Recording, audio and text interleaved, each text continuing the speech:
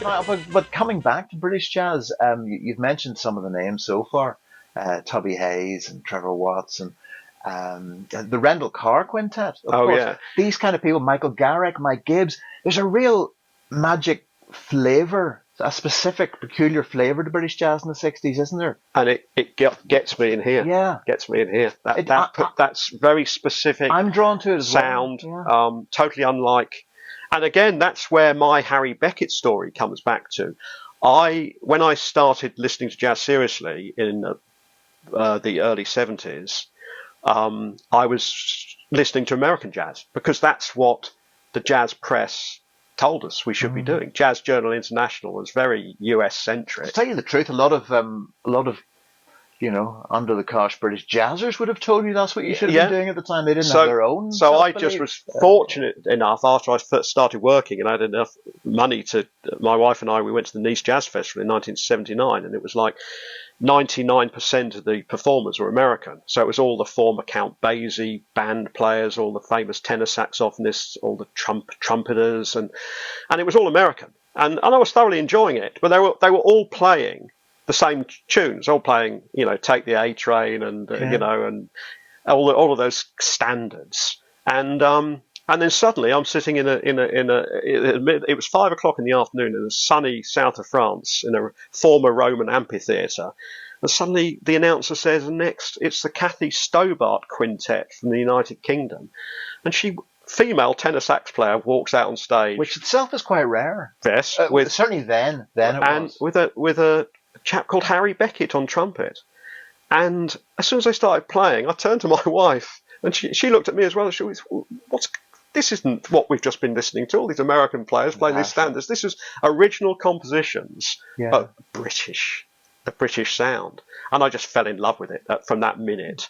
And I gave away a lot of my American jazz albums. Fantastic. I wish I had them back now, though, for archival purposes. But no, and and then I came back to London and I started going to watch all the John Sermons, the Mike Osbornes, the Bobby Wellins, the Stan Salzmans, all the Alan Skidmore, all these amazing British players, and probably playing in back rooms of pubs to 20 It was people. the small clubs and pubs, around the West End of London, and the Bull's Head, Barnesbridge, etc. There's always been a kind of a sort of a gallows humour kind of spirit among British jazzers, hasn't there? Because they're all people who playing in these slightly seedy, down at heel back rooms, and we can hear now, of course, through the joy of listening to surreptitious recordings of Tubby Hayes playing in a pub room in the '60s, or and you've put out 2 or 3 examples of that actually, Free Flight and the Complete Hopbind '69 and the Complete Hopbind '65. Yeah. So I mean,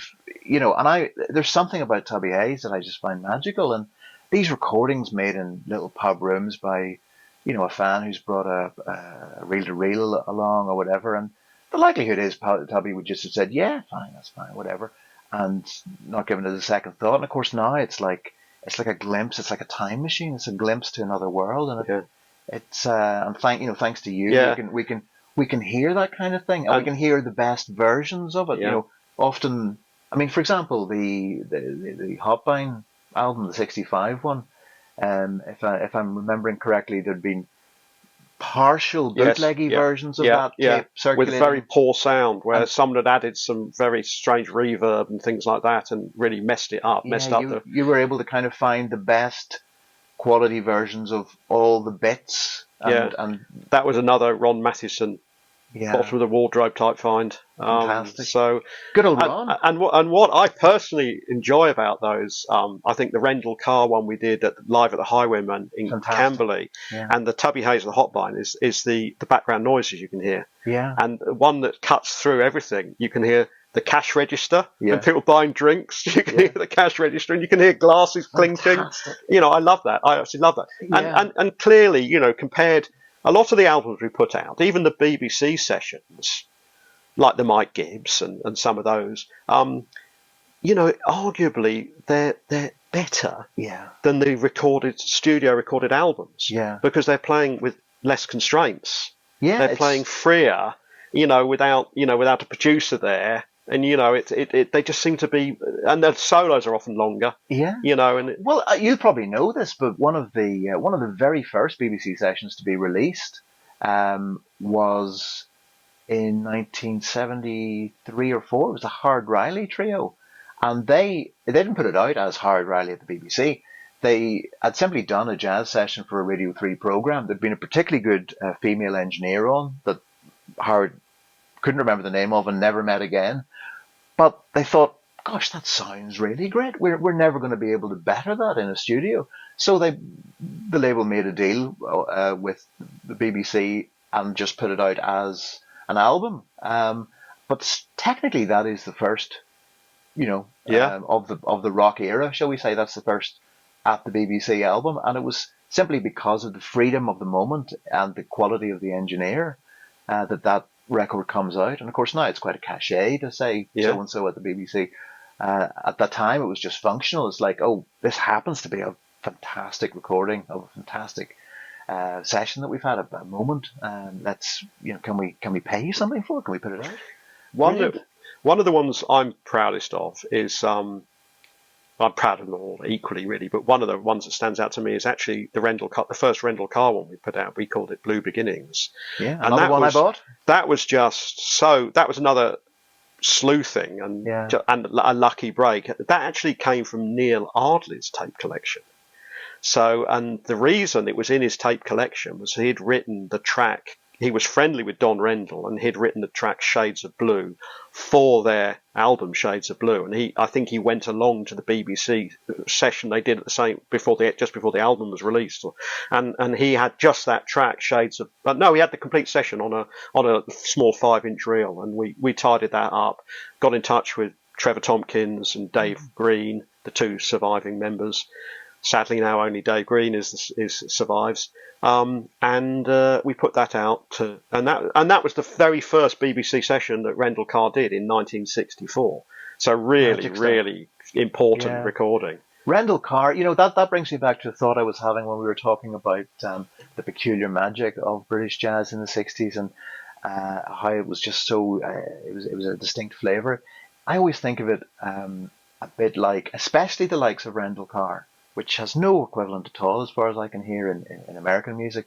It reminds me of Australian wildlife in that it's something that has developed in isolation. It's sort of, we recognize it. We kind of think, oh, okay, it's a small furry creature.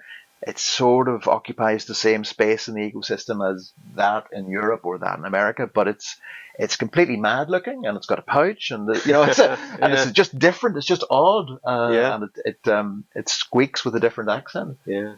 So it's a bit like that, something that has developed in isolation, because of course the British jazzers in the 50s and 60s, there was effectively a musicians' union ban on American musicians coming over. Now, some exceptions, but more or less.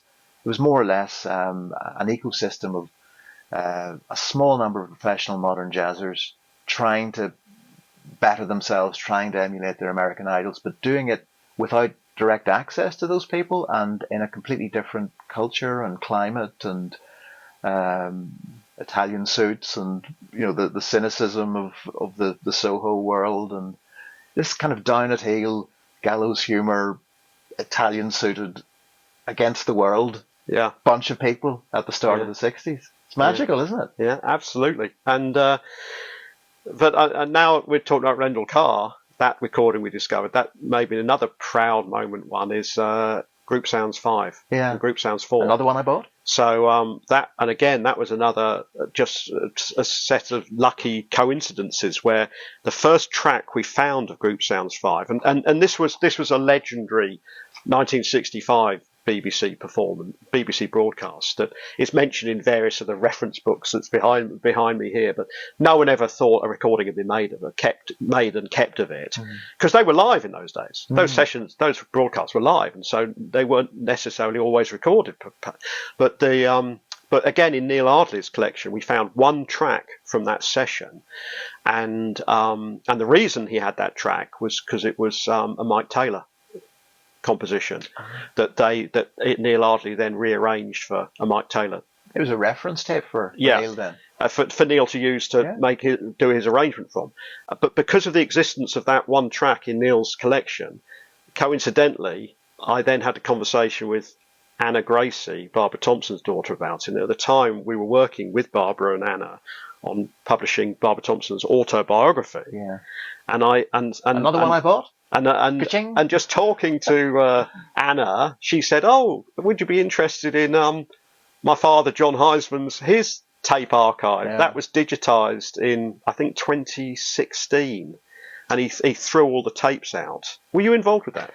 I wasn't involved in the taping of it. I was involved with Repertoire's Coliseum at the BBC. I curated that, and we used some of John's tapes, and happily there was a lot. I actually had some from a tape archive I'd inherited, one of the John Peel Sunday concerts, and my friend Ashley Wood had several, and Nigel Lees, who runs a small label specialising in 60s psychedelic music.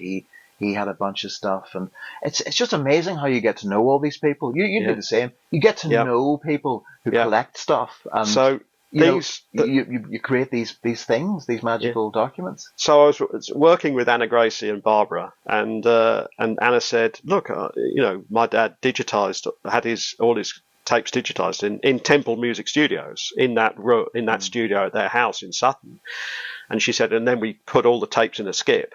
But all the digital transfers are on a hard drive, and I've got a spreadsheet listing all the details. Yeah. So she sent me the spreadsheet. I just started reading down. I was just, oh my god, and then I got right to the bottom. And there was just a kind of oblique reference to Group Sounds 5, Group Sounds 4, and I just excitedly went back to her and I said, "Hannah, this is Holy Grail stuff here. Holy Grail, can you send me that recording immediately?" And so she did, because she's a lovely, lovely, helpful lady. And so she sent me it, and it was the two broadcasts. So Group Sounds 5 in 65, and then they stripped down to a 4-piece in 66, with Jack Bruce on bass. And Jack crops up in quite a lot of these things. Yeah, and I remember I sort of looked at this and I thought, "Oh, this has got to come out. This is so important." And it's one of those historic recordings where Humphrey Lyttelton sort of specifically invited them to play on Jazz Club, and he had to fight the audience because the audience hated it. This was progressive free jazz in 1965 in the UK, and the audience would be booing and not applauding and things like that. And he would be pleading, and on the tapes you can hear Humphrey pleading with the audience, "Come on, give these guys a chance. This is Well, it's interesting you say that, because Humphrey occupied a unique place, didn't he, in British jazz? He was really the man. He was like the kindly uncle that everybody, the trad jazz people, the modern people, even the free jazz, everybody had a kind of a respect for Humphrey, because he played as he pleased, as he told us in his first of several memoirs. Yeah. One of which is there. Yeah, and he was a very gracious guy. Now, curious, it's interesting that you say that Humphrey was kind of, encouraging the audience to show some respect, because ironically it was his view, apparently, that the Albert Ayler performance had been too outrageous for broadcast, that consigned it to the skip. This was the Albert Ayler performance we talked about earlier, where the BBC notoriously decided to wipe something they had shot without broadcasting it. Now, maybe Humphrey, we'll never know because we weren't there. Maybe the performance was rubbish, and Humphrey, Humphrey saved us all a lot of time. But it's unusual coming from Humphrey, that, because he provided a platform for an awful lot of people in an awful lot of different styles, didn't he? Yes, I agree. Will there ever be a Humphrey Lyttelton release on Jazz in Britain? Are you too progressive? Right, later this year we're going to put out a Kathy Stobart with Harry Beckett.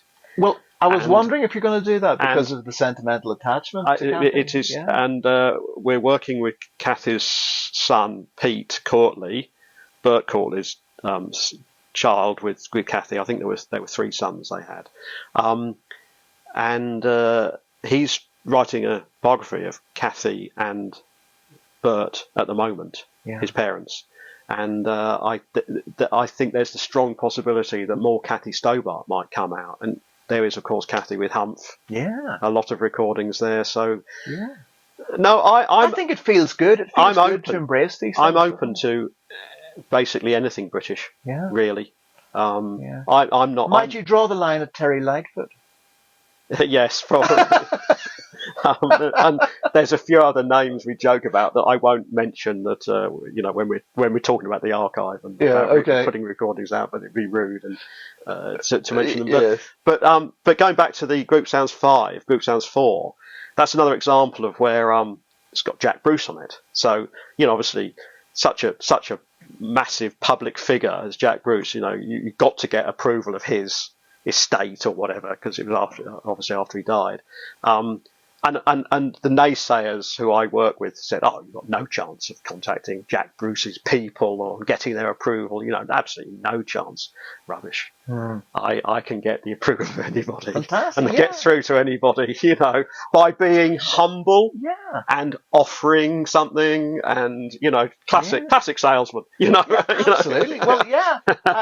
And I think in a previous life you kind of were involved in the selling. If I'm right, you were involved in memorabilia selling. Oh, I did have a company once. That was just a short 2 or 3 years where I was involved doing music memorabilia, where I used to work directly with the musicians, but they were mainly punk. Funny, I know a few old punks myself, actually. And although I did do a good job with Fairport Convention once, where Funny enough, I'm actually working on a Fairport Convention box set at the moment. Right. No, I spent 82 to 90. It was so it would have been about 2003, I'm thinking. Yeah, probably, where I spent the most wonderful whole day at Dave Pegg's As Was Woodworm Studios. Yeah. He's left there now, but lives in Brittany these days. Oh right, but I spent the whole day sitting in the gallery upstairs. Where they were the five, they're still the current membership, the 5 members of Fairport Convention today, but they were downstairs in the studio rehearsing for a new album, playing through songs for the first time. All of them had brought songs to the session, and I sat up in the gallery of Woodworm and listening to them. Well, and then one of them would spin off from the rehearsal. One of the 5 each time come up to the gallery and sit down and sign 500 posters with a Sharpie, and it was a poster about Who Knows Where the Time Goes. Wow. So it was about that song. Well, funny enough, on that score, the box set that I'm working on with Fairport Convention at the moment will have signed elements, and there will be signed photographs of 3 of Simon, Dave Pegg, and Dave Maddox, and hopefully Richard Thompson. The remaining 4 of the Full House lineup will sign photographs for that 1750 unit box set. And the interesting thing is the company will of course pay the individuals to sign the photographs for the set, and they're offering fee X, and I don't think people would be surprised if Dave Pegg said to me, fee X, I'd have done it for a $5. Will you be there for the signing? In Brittany, listen to John. It was all I could do to be home first today. Oh no, I see in Brittany. No, because I was going to say, if you were, you should say, do you remember when you signed 500 posters for John Thurlow? But isn't it remarkable how small the music world is? Because we've talked about we've talked not only about British jazzers and collectors we know and so on, but you've mentioned Fairport Convention, and your brother is a huge Wishbone Ash fan, and we're all going to the show tonight at Homefirth, and it's all connected, isn't it? Yeah. It's just, you don't find everything is connected, and I find it remarkable. And it's I suppose in a way it's a bit like I don't know, a stamp collecting community or something, isn't it? The sort of people who tape things, and then the sort of people who actively do things with the tapes. Because of course that's the second. I'm sure there was lots of people back in the day, especially in the folk and jazz worlds, who taped the relatively small amount of output there was on the radio, and indeed went to concerts and made recordings with a nod from the musician.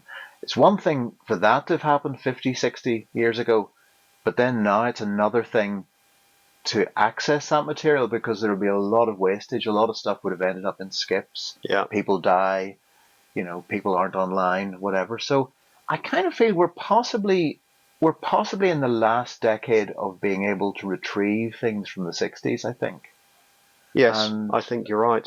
Yeah. and but you've done a hell of a lot of the heavy lifting And in that we've score got now. so much more to do, Colin. Yeah, It's our prospects list or our pick list, whatever you call it, for the next year and a half. There's about 20 more albums on it. yeah, And the trouble is, we keep getting stuff that yeah, pushes things off the yeah. list that's kind I of know. more interesting than we've currently got. But I And think between ourselves, we will convince John McLaughlin that the Ron Matheson tape needs to be out. I'm planning. I think around the time of the anniversary of Ron's death, I might make another pitch and actually specifically say, look, this isn't about you, John. It's about Ron, really. Yeah, It's in memoriam to Ron Matheson. yeah. And can you go along with it from that perspective? Let's hope so. Let's hope so. And you know what? You might also, when he says yes, you might say to him, "Look, we've got 10 minutes of you with normal water. Should we stick that on as a bonus track?" You keep saying Waterstone. Oh, I Waterson, do, don't I? Norman Norman Winston, who I will be seeing in a couple of weeks' time Yeah. because there's a memorial concert being held at the Guildhall for Trevor Tompkins, the drummer who died just last year. And that's another. Sorry, this is really long. This is another interesting story. Go on. So just before, I'd been working with Trevor for a couple of years, Trevor Tompkins, on the Rendell Carr releases. And just before I was due to move up to Yorkshire a year and a half ago from Surrey, he said, "John, my tape archive is down in deepest Kent with an engineer down there who's supposed to have been transferring it, digitising it, but he's had it for like 20 years and hasn't done anything with it. Could you possibly go down He there can't get started. and retrieve it from him?" So Trevor rang the guy and said, "Look, John's going to come down and grab the tapes back," just before I moved up here. And so I did. I grabbed the tapes back and brought them up here and started working through them. And I found 3 sessions in there by a group called Sextant, a 6-piece, led by Trevor, nominally led by Trevor Tompkins. It was actually just called Sextant. But it was like, as they say, musicians, all of whom were composers in this 6-piece band. And they did 3 sessions, 81, 82 and 83. And it's most fantastic music. It's got Phil Lee on guitar. It's just absolutely beautiful music. And it's got there's Kenny Wheeler compositions on there and Stan Salzman compositions. They're just beautifully played songs. And I said to Trevor, "Look, we could make an album out of this." And he got very, very excited because he'd never had an album under his own name. He'd been on about hundreds of albums, but never as leader. Yeah. So I said, "Let's call it." That's what, a 60-year career or something? Yeah, 60 years. Yeah, from a teenager, literally starting. So I said, we'll call it Trevor Tompkins Sextant for future reference. The name of the album, double CD. Put it together. He found loads of photographs in his archive. Again, Simon Spillett wrote a brilliant essay. Genius. Yeah, and brilliant writer. You can get inside Simon's essays. He just paints the picture of the times so well. I as a punter, if I see Simon Spillett's name associated with an album, I'll take a punt, even if I don't know the artist, whatever. Because I just know that he's going to paint the picture. He's going to bring me into that world. But to get back to the album. So we were putting the album together last summer and got it to a point where it's nearly ready to go. And then, unfortunately, Trevor died. Yeah. And so my attitude to this is, I've got to put it to one side now. I don't want to seem to be, it just didn't feel right. Just didn't feel right to put. So I put it to one side. Yeah. And just 2 weeks after he died, my phone rang and it's unknown caller. And this voice goes, "Is that John Thurlow?" I said, "Yes." She said, "Jazz in Britain?" I said, "Yes." She said, "This is Hannah Tompkins." I went, oh, so sorry to hear. It obviously worked out it was his daughter.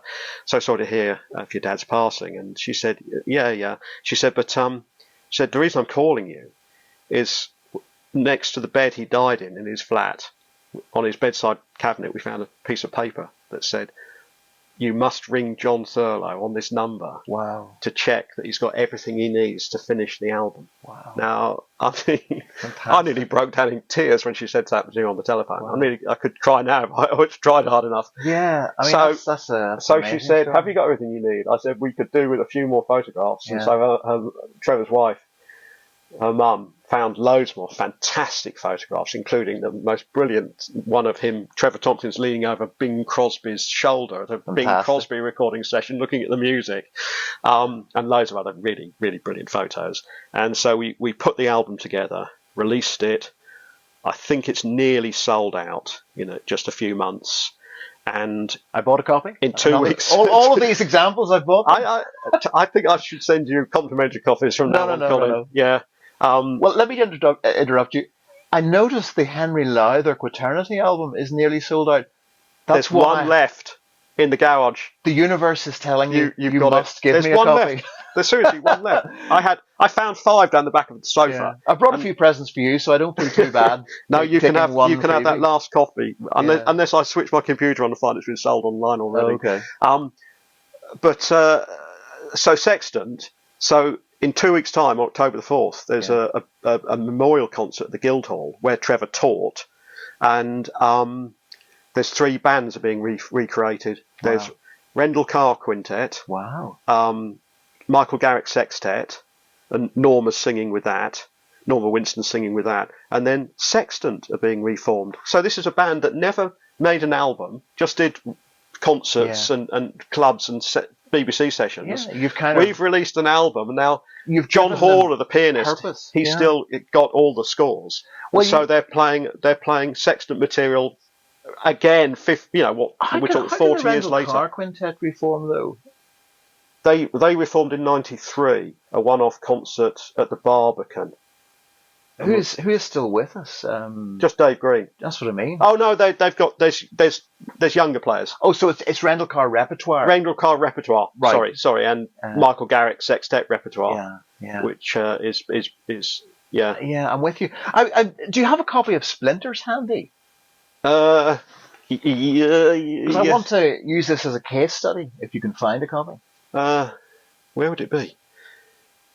Because it's an odd size and shape. It's difficult. There it is. This is all British jazz vinyl, but the one CD in there is. How much?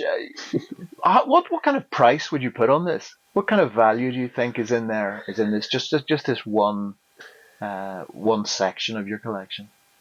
Well, that just these 6. That's A to Z British jazz. That's probably about 10,000 quid worth. Yeah. At today's prices, which are very fickle. Yeah. Like Rendell Carr. We're talking Rendell Carr. They made 5 albums on the Lansdowne label, and they're all hundreds of pounds each. More now. Thousands? If you find a copy of either Duskfire or Shades of Blue, the first 2 albums in very good condition, people are expecting more than 1,000 now for each one. And I mean, and you've probably got about 6 pressings of each. No, I haven't got either. What? I've only got the Jazzman. The reissue box set. I've only got that. I haven't got the originals.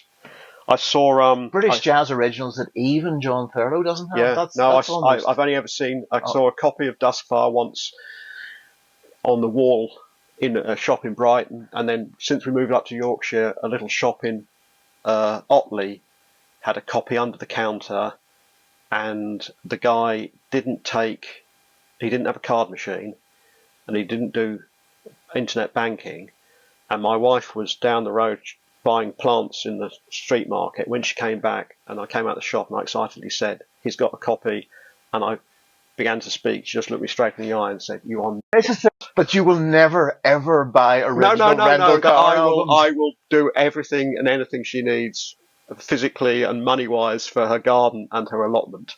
And she will let me buy records. Fantastic. Yeah, I have a very tolerant wife who I don't have a room like this, which is so beautifully laid out with reel-to-reel players and other audio stuff and with music and so on.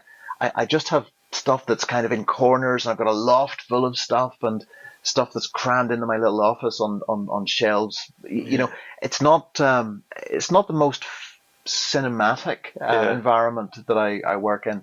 But it kind of works for me. But this is a lovely space. I'd be inclined not to leave a space like this if I had it, which I suspect is what you the route you follow. Yes. Because you were telling me earlier that you're not a man who spends a lot of time out of this room. That's one of the issues with my wife. She worries about my health, And the fact I need to, we do go for a lot of walks though, up these very steep hills around where we live now. Yeah. And so I keep my fitness that way, but she's worried about me sitting down all the time in front of this computer. But I literally don't watch any television. I listen to music from the moment I get up till the moment I go to bed. And in bed you presumably read books about music. Yes. I read biographies. And there's something odd with this? No. So no, I devote an awful lot of time to this. And it, to coin a phrase, it turns me on. Yeah. And it keeps me living and pushing forward all the time.